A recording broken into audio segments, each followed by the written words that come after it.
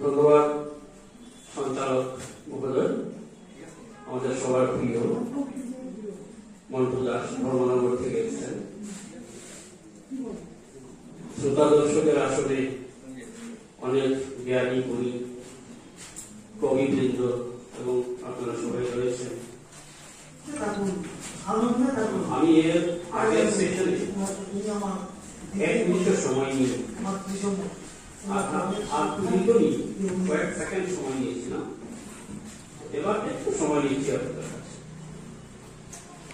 প্রথমত একটা দায় সারতে হবে, তাহলে আবার দায় সারা ভাববেন না, একটা দায় সারতে হবে। আমরা একটা কবিতা সবাই আপনারা জানেন পড়েছিলাম, সেই যে এত বড় রঙ্গ জাদু, এত বড় রঙ্গ। আর আমার বলতে ইচ্ছে হচ্ছে একটা খুব অভাবিত একটা মুহূর্ত আজ এসছে। প্রথমত হচ্ছে এই যে আমরা জড়িত হয়েছি, আজ আমরা কবিতা বিশ্ব কবিতা দিবসের রজত জয়ন্তী বর্ষে উপনীত হয়েছি। এই দিক দিয়ে আমরা ভাগ্যবান বলতে হবে যে আমরা বিশ্ব কবিতা দিবসের রজত জয়ন্তী বর্ষে কবিতা পাঠ করতে পারছি, সেই সৌভাগ্যটুকু আমাদের রয়েছে। দ্বিতীয়ত একটু হলো আজ আমি জব্দ হয়েছি, মাঝে মাঝে জব্দ হতেও ভালো লাগে, সেটা কিরকম একটু বলছি। এত বড় রঙ্গ জাদু, এত বড় রঙ্গ, আমার আজ বলতে ইচ্ছে হচ্ছে এত বড় জব্দ জাদু, এত বড় জব্দ। প্রথম জব্দ হচ্ছেন আমাদের রবিবারের সাহিত্য আড্ডা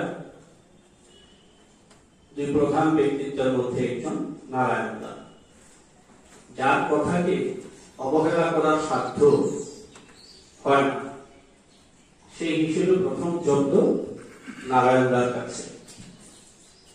দ্বিতীয় জব্দ ত্রয়ীর কাছে। ত্রয়ী অর্থে ছন্দু, রঞ্জু আর চন্দু। একটা হাততালি হবে কি? ছন্দদা, রঞ্জিত চক্রবর্তী আর চান্দ্রিক, এদের একটা ভালোবাসা শ্রদ্ধা, তারও টান বড় কম নয়। তাই দ্বিতীয় জব্দ হচ্ছে ত্রয়ী। আর তৃতীয় জব্দ হচ্ছে এই মুহূর্তে মঞ্চে উপবিষ্ট, যার বই আজ আমি উন্মোচন করেছি, শিবানী গুপ্ত, কবি শিবানী গুপ্ত দিদি। কিভাবে সেটা বলি, এর আগে বৈধযুক্ত অনুষ্ঠানে এসে উনি যখন আমি এসেছিলাম তখন উনি আমাকে একটা বই দিয়েছিলেন, তার নিজের বই। তো আমি যাওয়ার পর বইটা খুলে দেখলাম খুব ছোট ছোট কবিতা, আমার মন ভরেনি। তারপরে অন্যখানে একটা অনুষ্ঠান যখন ওনার সঙ্গে কথা হয়েছে, ওনাকে আমি বলেছি আর সেখানে দেখে ছোট ছোট কবিতা লিখছেন, বড় বড় কবিতা লিখুন, বই বের করুন। সে বেশি দিন হয়নি, 28 জানুয়ারি, 2 মাসও হয়নি, আজ তিনি এমন একটা বই বের করেছেন আমাকে দিয়ে উন্মোচন করেছে। এর সবগুলো কবিতাই বড় কবিতা। তো সেই হিসেবে তৃতীয় জব্দ শিবানী গুপ্ত দিদি, এবং আমাকে অনুরোধ করেছেন আমার একটা কবিতাও পড়েছিলাম। তো দায় সারছি, ছোট মানে এই বড় মধ্যে ছোট্ট একটা কবিতা শিবানী লেখা পড়েছিল, যদিও আমি বাচিক শিল্পী নই, তো সেটা ওই দায় সারা যায়। কবিতাটির নাম হচ্ছে ভালোবাসার কথা। আচ্ছা অনুমান ছিল জানো, ভালোবাসা নাকি পারিজাত সব, নির্যাসে ছেয়ে যায় সুরভিত অন্তরাত্মা। শুনেছি ভালোবাসলে নাকি বুক ধক ধক, জীব কালু সব শুকিয়ে কাঠ, নিঃশ্বাসে দমবন্ধ সন্ত্রাস কম্পন, ভালোবাসার চলচ্চিত্রই এমন বুঝি। এত সব ভারী ভারী কথা বুঝতে পারি রে বাবু, সেই এতটুকুনি মেয়ে বেলায় তাই বুঝিতেও পেলাম ব্যথা, যখন ডুব দিল মন ভালোবাসায়, ততদিনে বুঝে গেছি ভালোবাসার সমীকরণ। স্বরবর্ণে মরল যুঝে, মরল খুঁজে, উপমাকে মরল মন। ধোঁয়াশা কিছু রইল না তো আর, মন ছুটছে মনের পিছু পিছু।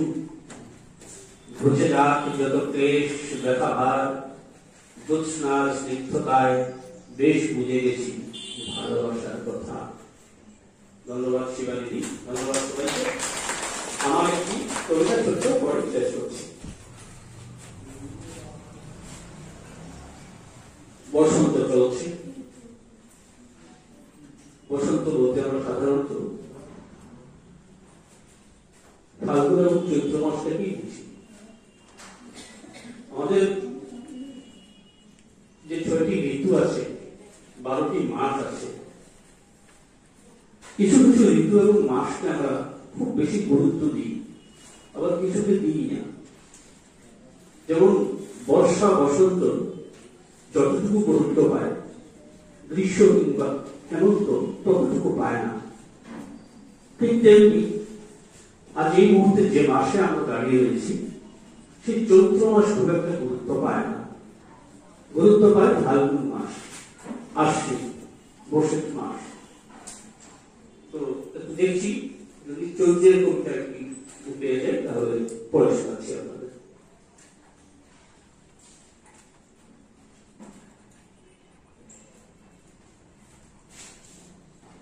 হ্যাঁ, একটি কবিতা পড়ছি, ছোট্ট কবিতা। কবিতার শিরোনাম হাজার বসন্ত শেষে। সেদিনও তো ছিল চৈত্র মাস, চোখে চোখে কথায় কথায় হাজার জনের অথই সর্বনাশ।